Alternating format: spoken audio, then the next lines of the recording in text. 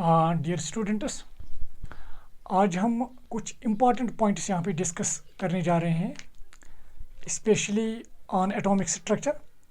और ये उन स्टूडेंट्स के लिए हैं जो नीट या जेई के लिए प्रिपरेशन कर रहे हैं।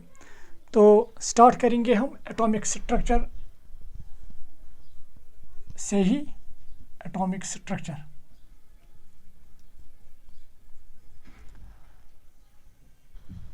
तो यहाँ पे as the name indicates atomic structure मतलब हमें एटम का स्ट्रक्चर यहाँ पे डिस्कस करना है। तो अगर हम एटम के स्ट्रक्चर को ही देखेंगे, चूँकि हमें पता है जो एटम्स जो हैं दे आर सिफरिकल, एटम्स आर सिफरिकल, और एटम के बीच में हेवी पॉजिटिवली चार्जड पार्ट होता है and that is called nucleus. तो ये है न्यूक्लियस, और इस न्यूक्लियस में मेन दो पार्टिकल्स होते हैं, एक तो होता है प्रोटॉन और दूसरा होता है न्यूट्रॉन।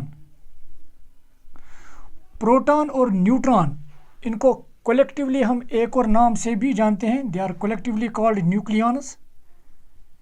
चूँकि प्रोटॉन और न्यूट्रॉन जो है वो न्यूक्लियस में होते हैं, that is why they are called nucleons. और इस न्यूक्लियस के बाहर इलेक्ट्रॉन्स होते हैं।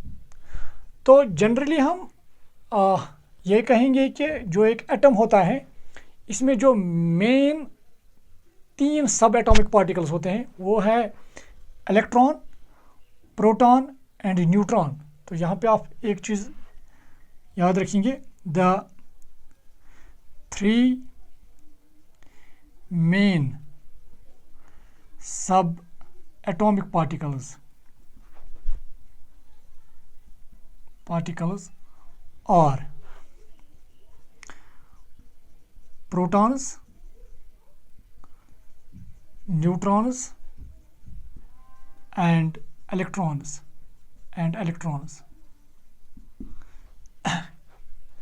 एक और इम्पॉर्टेंट चीज़, जो भी ये प्रोटॉन्स हैं, प्रोटॉन्स के पास चार्ज जो होते हैं वो पॉजिटिव चार्ज होती हैं, और इलेक्ट्रॉन के पास जो चार्ज होती हैं दैट इज़ नेगेटिव, और इसके बरक्स जो न्यूट्रॉन होता है इट इज़ न्यूट्रल। ये आप याद रखिएगा।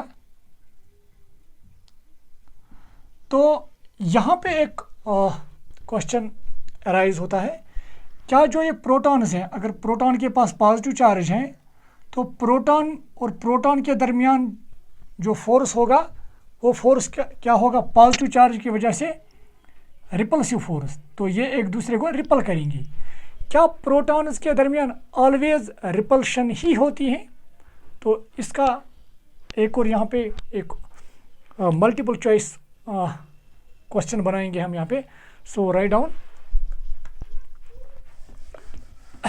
अगर हमें इस तरह से क्वेश्चन यहाँ पे आ जाए,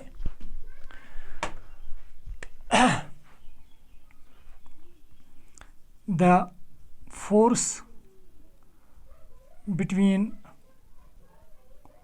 protons is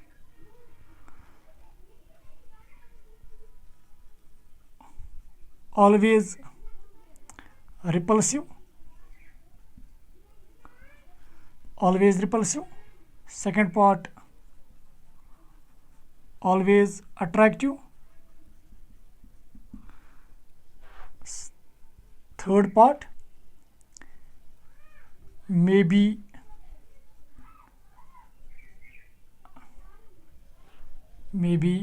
repulsive or attractive depending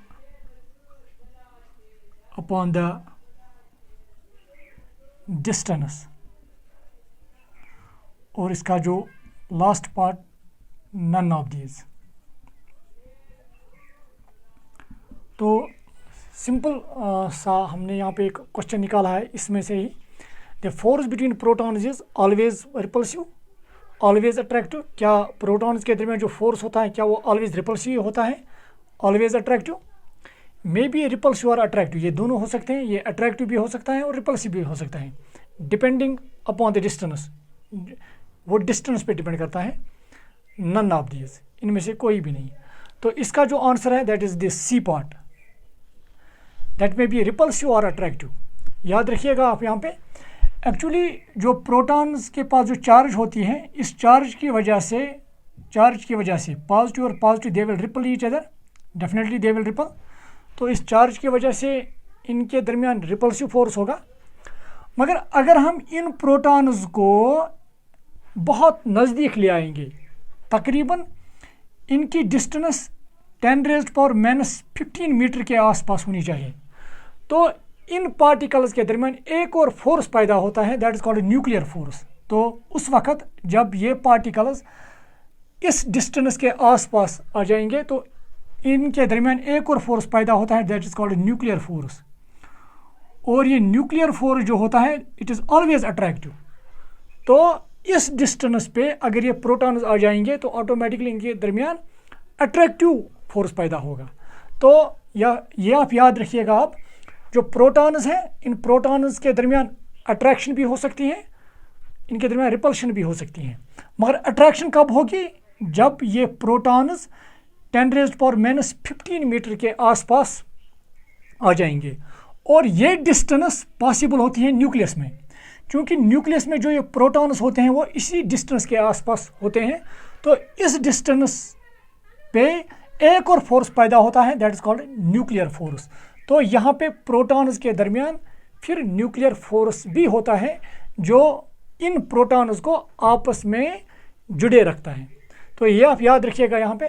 तो इसके लिए जो हमने ऑब्जेक्टिव बनाया है, the force between protons is always repulsive, always attractive, may be repulsive और attractive depending upon the distance, none of these. तो यहाँ पे थर्ड जो पार्ट सी है ये इसका सही आंसर होगा।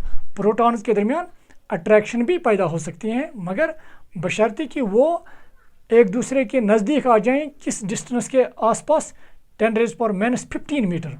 और इस डिस्टेंस को हम एक और नाम से भी जानते हैं, it is called 1 fermi metre, 1 fermi metre. Okay now, तो ये यहाँ पे एक ऑब्जेक्टिव हमने यहाँ पे बनाया।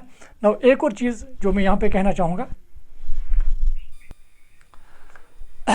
नाउ ये जो 3 मेन पार्टिकल्स हैं, इनफैक्ट एटम में बहुत सारे पार्टिकल्स होते हैं। एक और पॉइंट यहाँ पे हम डिस्कस करेंगे, that is mass of the सब एटॉमिक पार्टिकल्स। अगर मैं मास ऑफ इलेक्ट्रॉन लिखूँ यहाँ पे, मास ऑफ इलेक्ट्रॉन,